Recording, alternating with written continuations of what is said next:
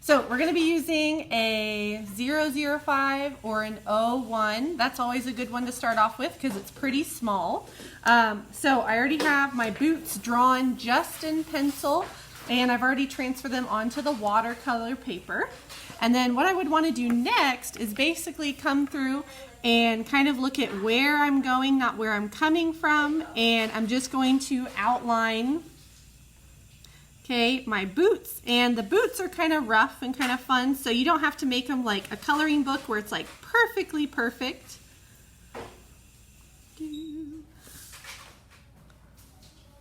But I'm basically outlining almost everything, so kind of like the outer contour of your drawing.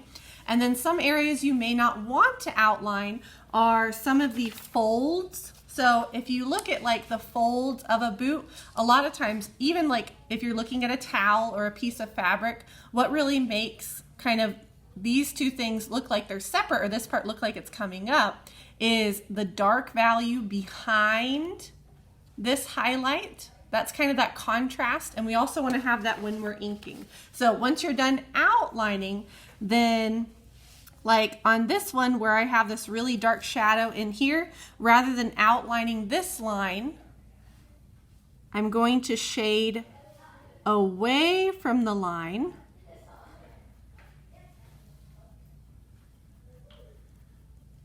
like that, and that kind of creates that little section.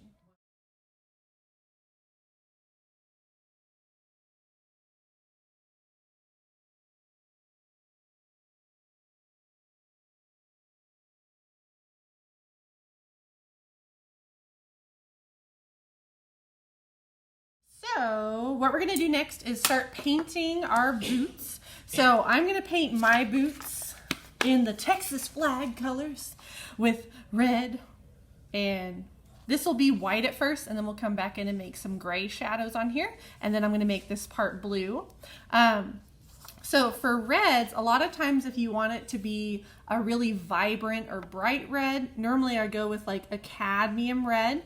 But this one is almost a little bit more pink, so I may do like a mixture of my alizarin crimson and cadmium red, but it's up to you how, you know, vibrant you want it to be.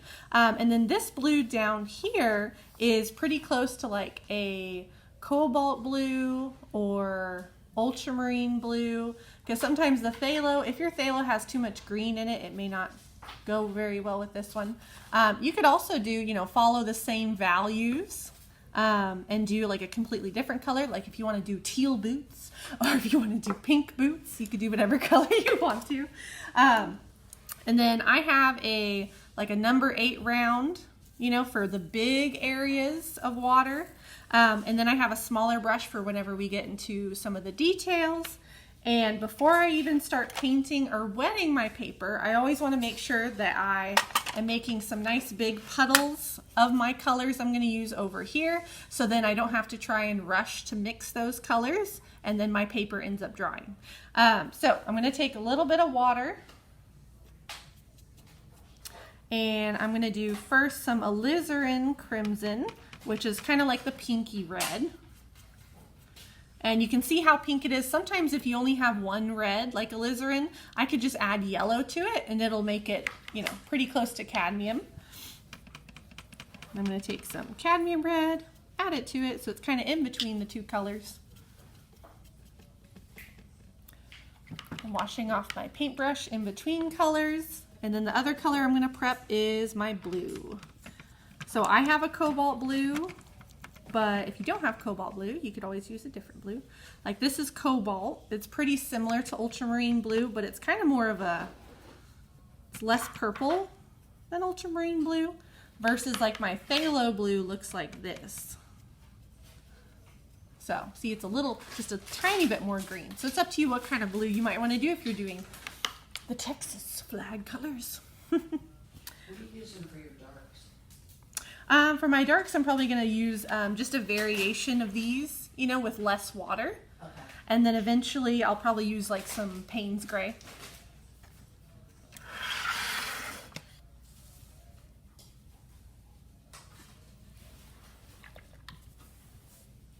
Okay, and then what I'm going to do first is I'm going to be taking some clean water and I'm going to be putting it onto the areas that I want to stay white, or at least, you know, a little creamy or clean. If I have some areas that I want to stay like pure white and I don't want any blending, then that's when I would use like masking fluid, because it kind of acts like a barrier and prevents the watercolor from going on top of it. So I'm going to start with this boot first, doing a little water and a little water on top part of this boot. And then I'm going to start from the bottom with my blue.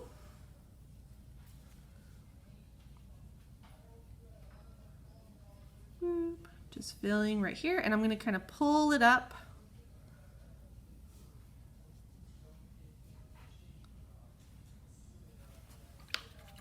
like that. And then if it makes too hard of an edge, I could always take a little more water and kind of drag it up. And this is just, you know, kind of our first coat. The darker shadows we'll do once it's a little more dry. And then on the opposite area, on the top, I'm going to do the red. So I'm just dropping in the red.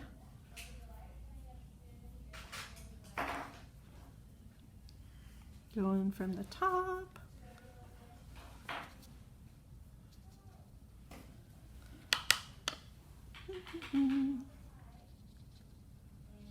And then to get like some soft shadows, if you want, you could take like your red with a little less water, and you can just drop it in while the red is wet, and that'll give you, again, some soft shadows. And I'll put the darker shadows in once it's a little drier. So that's our first coat, and then once it's a little drier, then I'll do the same on the other boot. Okay, so if your first layer at least is dry on like your first boot, what you can do is, again, with, you know, watercolor, the way to get more layers and more dimension is a lot of times just doing another layer with the same color but with less water. So I'm going to go in, and if I was doing like a really direct shadow and I was just like, okay, I know I'm going to put a shadow here, boop, you know, and just leaving it, then I don't necessarily have to wet the paper first. But if I want to do another layer, but I want it to look like it's blending into the layer I did beforehand, a lot of times I'll take water and do a layer of water on it, only if the painting's dry, because if you put water onto one that's still a little wet, it's just going to create more blossoms and it'll be too soft. And then I can take my red, and I'm just going to kind of drop in the shadows.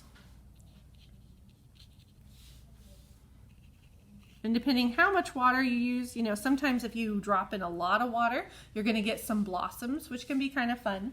But if you don't want a lot of blossoms, you want to just put a very thin layer of water on there.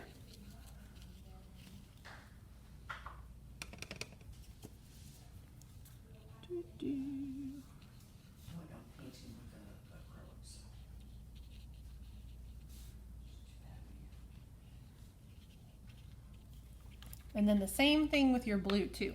So I could like take a little water for like the very top.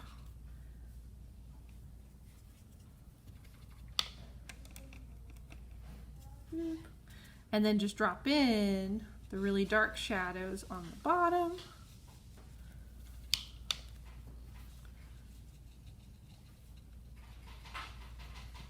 So then you're not losing the blue you already did, but you're kind of adding onto it, making it more vibrant. So, and then, you know, once you do that on both the boots, then we'll probably start doing some layers of like gray on the bottom here. You know, like I'm not going to do straight black just yet. I would do like Payne's gray all over here, just as like a first layer. So in the bottom of the heel of your boot, I already did like a light coat of Payne's gray. And then, you know, to show like the inside of the heel versus the outside, I just do another coat. Whoops, that was too much. Another coat of that same color. And that makes it feel like, oh, okay, this is facing us, this is inside, just by doing another coat. And then I can also like darken the Payne's gray right behind the heel. Well, right behind the other heel, and then kind of fade it with a little water. Of course, if you know blue is really wet, you may have to wait a little bit. And you can always do like a really light cream on the little top part of the boot, or you could always change those. Maybe I want them to match my heel. I could make those Payne's gray, or you could do a cream with like a really light burnt umber. That makes a pretty good cream. It's like a really dark brown. So, and if your boots are really wet and you need kind of like a break from them, you could always, you know, do a little shadow underneath your boots. I went ahead and had done some inking under there, so I'm kind of just following the inking, and I could just do like a gray shadow where I just take that same Payne's gray and then kind of stretch out from my inking. Sometimes I can just dry brush where it meets the white paper, so that means I'm like starting to run out of paint, and you can literally hear kind of a scratchy noise, and that's dry brushing. Where if I want it to end like on a soft line, then I would put water at the end where I want it to end. And sometimes for fun in my shadows, I'll even drop in some of the colors I've used in my subject. Like I could do a little red in there. For fun. Yeah, exactly. That's cool. Little blue.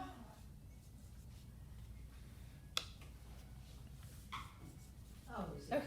So you can leave your background completely white, or you could, you know, do a traditional background where you kind of do a little water and then fade out a color. So sometimes you can do like water and then do a color from there. Just have a nice like fuzzy gradient. But the splattering is kind of a technique I like, especially because it helps to make your picture look really loose, and especially if you're like, you know, this is too tight, too colory booky, then the splattering really helps with that.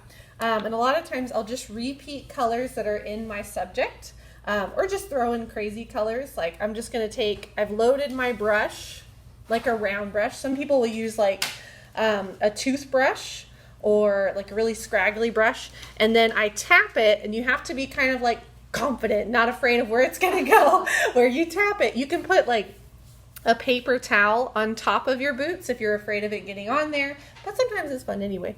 And then just kind of like that, tap, tap, and you can go really close. And then you want to make sure that your paint isn't too wet, or else it won't do anything. But if it's too dry, it's not going to do anything. So, and you could always wet part of your paper, and where it splatters, it's going to, you know, turn into a blossom. Or you could have, you know, very fine little details. So, and then I'll take like a blue, do the same thing. And some colors you can't really see what color they are unless you add like a little water to them. So sometimes I'll do that. We'll add a little water. Blue. I like your splatters. Why, thank you. And then I'll splatter into that. See, that's really fun. And you can go crazy. You can do any color you want.